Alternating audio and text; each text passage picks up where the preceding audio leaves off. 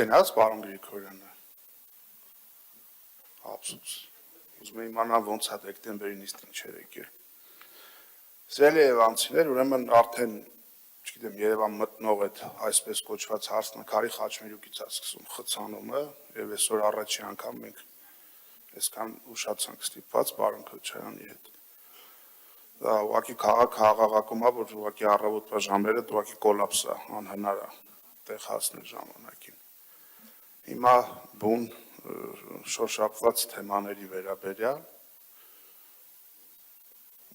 պարոն Ավինյան, որ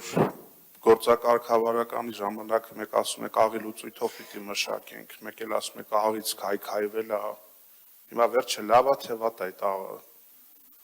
Եվ երևի հարկա այդ մասին ամռանը մտածել, հա, տեխնոլոգիաներ փորձել, նորարարություն անել, ոչ թե քաղաքը համ սառցակալի,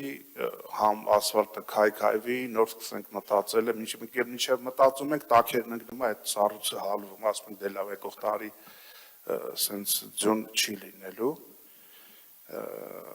Նաև ուզում եմ հատուկ երևանցիներին շնորհակալություն հայտնել, որ երկրորդ տարին անընդմեջ Gallup International-ի հարցումներով Մայր Հայաստան խմբակցությունը ստացել ամենաբարձր գնահատականը քաղաքային հավաքանու կազմում, դա շատ պարտավորեցնող է հարգելի երևանցիներ, անդրադառնալով քիչ առաջ հնչած գնահատականներին, խոսքերին, այդ մանկապարտեզների եւ այդ թեմայով այնքան է խոսացվել, այնքան է բարձրաձայնվել, պարոն Գալջան, խնդիրը ինչի, որ ասում ենք, վայ դատախազությունը ինչի չի հայց ներկայացել կամ պահանջագիր։ Մենք ասում ենք, որ արել եք այնքան կամ ամփույթ կամ միտումնավոր, այնքան ուշ եք արել, որ այդ ամենի վաղեմության ժամկետը նենց է անցել, որ այդ մանկապարտեզները իրանցով արածները այնքան տարբեր ընտրությունների ժամանակ ձեզ ծառայություններ են մատուցում, որ ձեր բանաձևը լրիվ հասկանալի է։ Մանկապարտեզը մնա ձեզ, աղմուկն ու PR-ը մեզ։ Միգուցե տենց պրոտոկոլը պահելու համար մի քանի մանկապարտեզի հետ կապված էլ բան ցույց տաք, բայց հիմա այդ 70-ը եթե արձանագրում եք ու 7-րդ, 8-րդ տարում նոր ձեռնամուխ եք եղել դրան, նշանակում է կամ ակամա նպաստել եք, որ այդ ամեն ինչը տենց էլ իր լրումին հասնի, տենց էլ ամփոփվի եւ որպես այդպիսին արդարության վերականգնում տեղի չունենա, այլ նախընտրական փուլում լինի ուղղակի թեմայի արծարծում, նախկինը, մյուսը, սենց, այդ ովքեր տենց բան են արել,